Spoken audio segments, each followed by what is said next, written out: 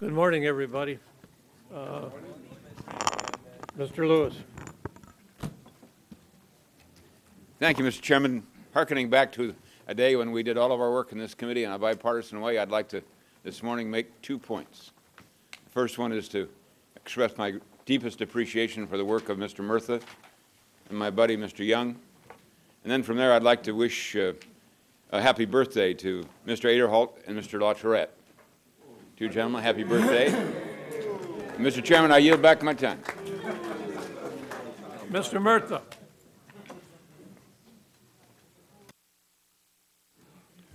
Today we discuss a $700 billion bill, $128 billion for the war. It fully funds the troops in the field. I think later on we're going to need more money, but they've done the best they could to figure out how much money they're going to need. We put extra C-17s in, but the thrust of this bill is to take care of the troops and the medical problems, to take care of the troops across the board.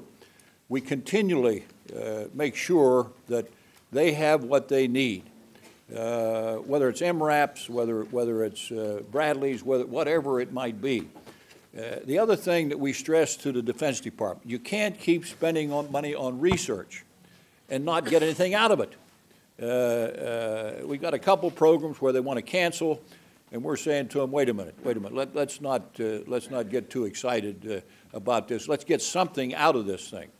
We're trying to stabilize it so that we buy enough, whether it's ships or airplanes or trucks, we buy enough that we get a good buy.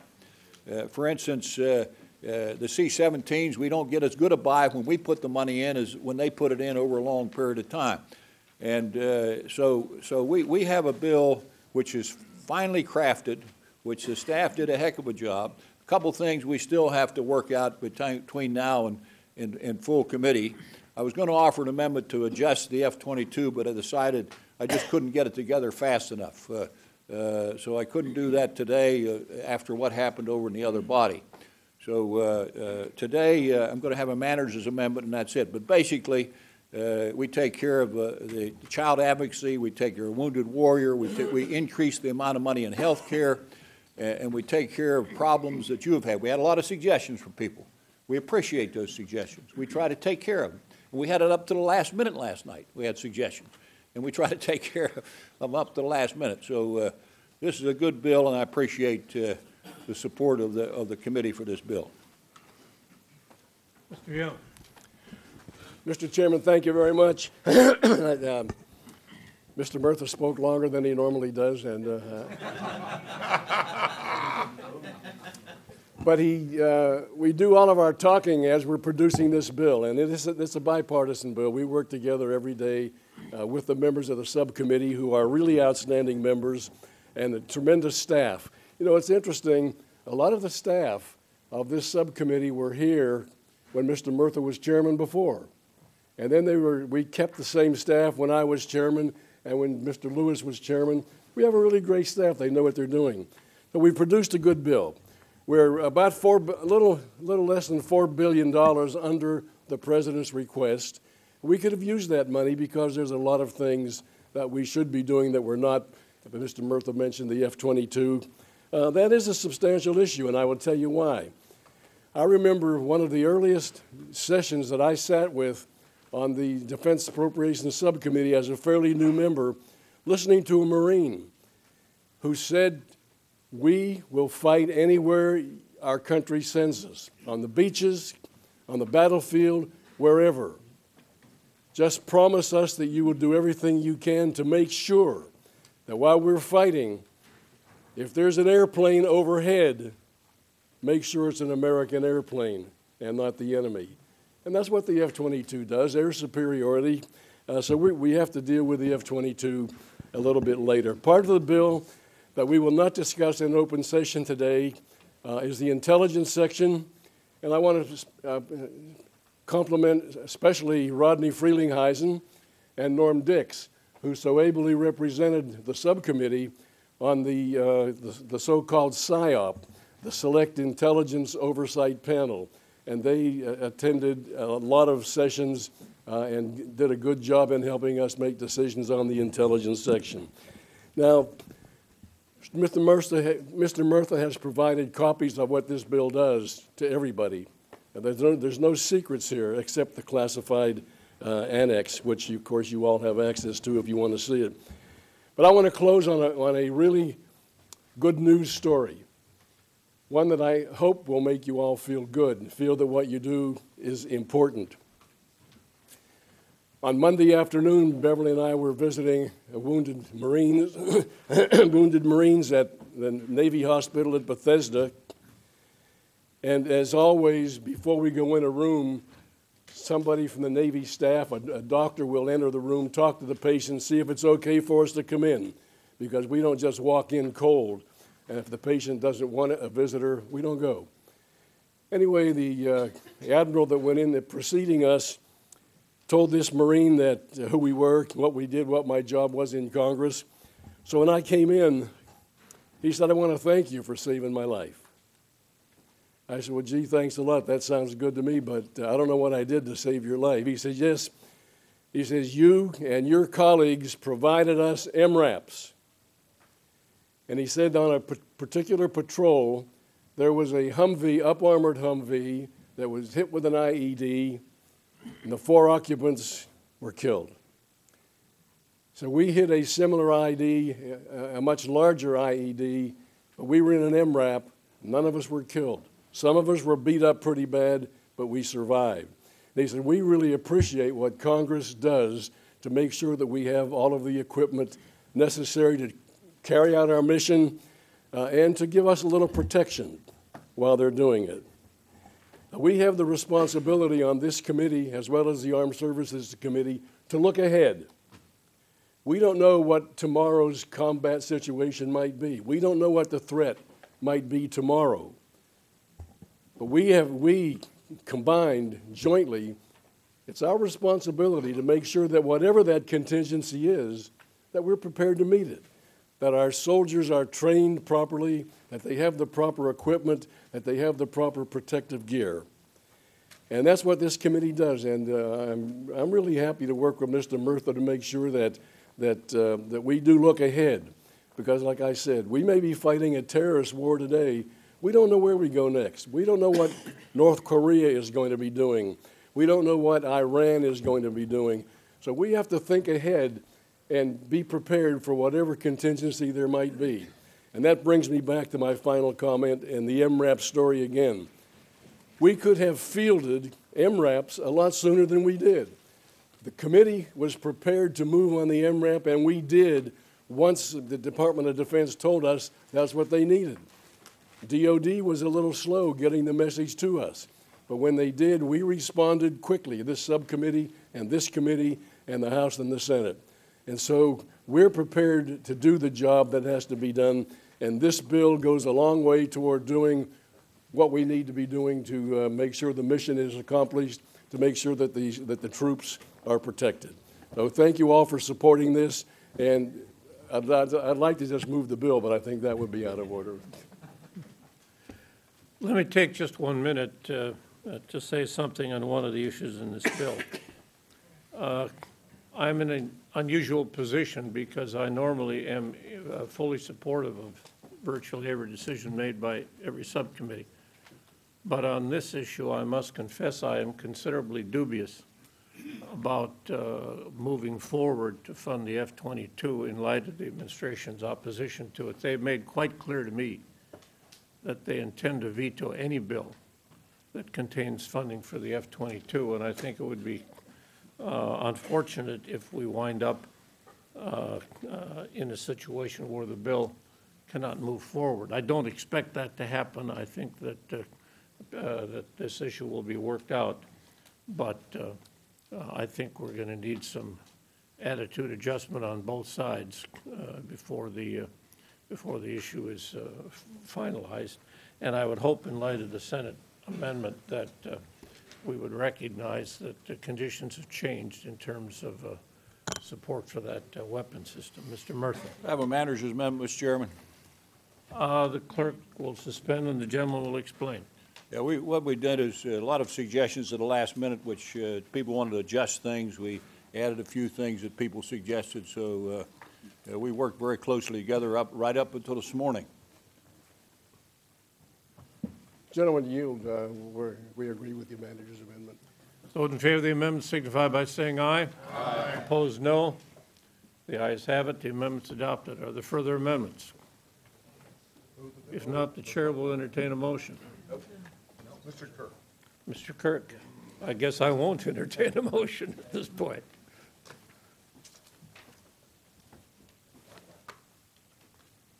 Amendment to the Defense Appropriations Bill, FY10. Chairman, I ask unanimous consent the amendment be considered. Without objection.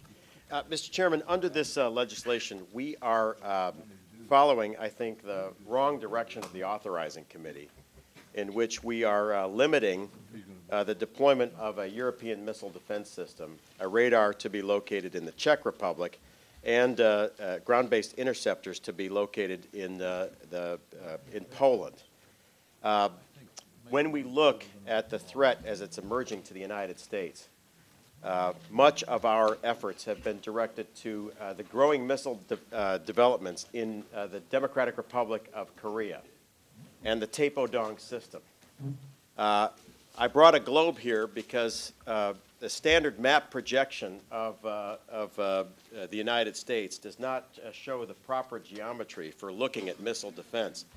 When we look at North Korea and we look at the United States, and this ribbon would show, if you want to come up here later, that an attack by North Korea on the United States involves overflight of southern Alaska and the northern part of the United States, meaning that the two missile defense bases of the United States at Fort Greely and Vandenberg are correctly aligned to eliminate the threat. Most of us watched the North Korean missile test just about 8 weeks ago, so-called Taepodong system, in which a vast amount of the press was focused on this threat. The missile didn't work quite as well as the North Koreans wanted and ended up in the middle of the Pacific Ocean. Ironically, a far more successful test was carried out on February 2nd with little press attention. In the modern era, we have a growing missile competition between two countries, North Korea and the Taepodong system, and Iran and a system that they call Saphir, and its a satellite on top, which is called the OMID. On February 2nd, the Iranians lurched ahead of the North Koreans considerably and became the first country of the 21st century to become a new spacefaring country in which they were able to orbit their OMID satellite. Remembering, of course, your orbital dynamics, that if you orbit anywhere on Earth, you can deorbit anywhere on Earth. And so for most of us who watch this very closely, the threat from the Iranian system is now far greater than the threat from the North Korean system. Sales of the Iranian system are now far more potent than sales of the North Korean system. And when you look on a globe, as you have to, of a flight path between Iran and the United States, for example, New Jersey, you will see that the flight path flies directly over southern Poland with an ideal location for the Czech Republic. Now, under this legislation, we are rescinding $114 million for the defense site of the United States, which is directly in the path of the Iranian flight path to the United States. Without this system, and this is why a globe is so important, you have to defend the United States from California and from Alaska. And as you can see from this globe, they are very poorly aligned, especially for the defense of the East Coast. Now, in the Pentagon, whenever we see a missile launch, everybody gets a little nervous because, as you know, it takes less than a half an hour to transit the globe. And we would not like a future president ever to see that his only military option in response is the devastation of an attacker. You would much more rather have the ability to bring down these interceptors. And we are making what I think is a historic and tragic decision on behalf of future military commanders. Without that European missile defense site, the options of a future president become only a devastating attack. I would worry, if I could just continue, I would worry that in the past we have depended quite a bit on the rationality of the Soviet leadership. But if we have the security of the United States depending on Mahmoud Ahmadinejad not having a dream that the 12th Imam has told him to attack the United States, then the only Gentleman's defense time has expired. of the United States is the European side. Yeah, I understand what you're saying. I visited Poland and the Czech Republic before, and we'll take a look at this. I'd appreciate if you would withdraw the amendment, and we'll take a look at what you're talking about. Yep. Well, Mr. Chairman, I can count the votes here. This is an extremely serious topic involving just minutes to make sure that the people of the United States can be protected. Both the Czech government and the Polish government went to the wall. When they saw that the president had been elected, knowing of his views on this, they backed off. But this is really far more important than anyone's individual views. This is the future capability of the United States against a missile system far more capable than the North Koreans. So I ask unanimous consent to withdraw the amendment, but I think Without objection, the very amendment's important. withdrawn. Are there further amendments? Gentleman from Oklahoma. Thank you, Mr. Chairman. I have an amendment to that. Clerk will suspend. The gentleman will explain. Thank you very much. Mr. Chairman, my amendment, which I'm going to withdraw, and I've had an opportunity to discuss this with Chairman Murtha and former Chairman Young, relates to a new canon for the Army. Essentially, it does three things. It directs first the Secretary of the Army to include a new canon in each successor system to the future combat system. It directs the Secretary of Defense to plan and budget for that by 2000 and deployment by 2015. And finally, it asks for a report within 90 days of the knowledge-based loss that comes from not proceeding with the non-light-aside cannon. Members, this is really the equivalent of the F-22 discussion for field artillery. The current system that we have, the Paladin, is a great platform, but it was designed in 1958 and frankly first produced in the 1960s, and it's literally a half-century old now. It's certainly adequate to our immediate needs in Afghanistan and Iraq, but it's very questionable as to how adequate it's going to be moving forward. I'm just going to quote a soldier that I talked to about this once on the eve of the invasion of Iraq. I happened to be down in Fort Sill, which is the home of the field artillery in my district, and he was showing me the Paladin weapon system. And he happened to mention, I actually drove one of these in the Gulf War. And I said, you mean we're going to war with essentially the same weapon system we had 12 years ago? And he said, oh, no, sir. No, we've updated it. We've got new radar on it. We can paint the battlefield. We changed the chassis. We don't have to have a case on. So it's a better weapon system. He said, if the Iraqi army thinks they're going to be fighting the same army they fought in 1991, they're making the mistake of a lifetime. I said, that's great. He said, yeah, but one more thing, sir. He said, you know much about cars? I said, well, a little bit. He said, you ever hear of a 57 Chevy? And I said, yeah. He said, 57 Chevy is a great car. You can soup it up, you can do anything, you can extend it, but at the end of the day, it's a 57 Chevy. This gun is a 57 Chevy. Get me a new gun. And that's really what we're talking about here, is the ability to have standoff firepower. Now, right now, we're engaged in conflicts with very dangerous and deadly enemies, but most of the time they're using AK-47s, RPGs, and IEDs. Someday, we're going to fight another enemy that's got air power, that's the F-22 debate, and has standoff firepower and armor. And we're going to put men and women in combat, frankly, without a capable system, or a system as good as they're facing on the other side. There are better cannons in the world right now than the one we have. So I would just hope, as we go forward, Mr. Chairman, we can have a discussion about this and include this in thinking longer term about the military. I thankfully yield back, and I ask unanimous consent to withdraw my amendment. Without objection, the amendment's withdrawn. Are there further amendments? If not, the chair will entertain a motion. I move that the bill as amended be favorably reported to the House. You've heard the motion. Those in favor signify by saying aye. Aye. Opposed, no. The bill is reported. I ask unanimous consent. We still have one other item. Ask unanimous consent that the clerk may be permitted to make technical conforming changes. 3 days. And now I have to take up the proposed 302B changes. The proposal before you makes three changes. First is to provide overseas contingency funding for the Defense Subcommittee of $128 billion.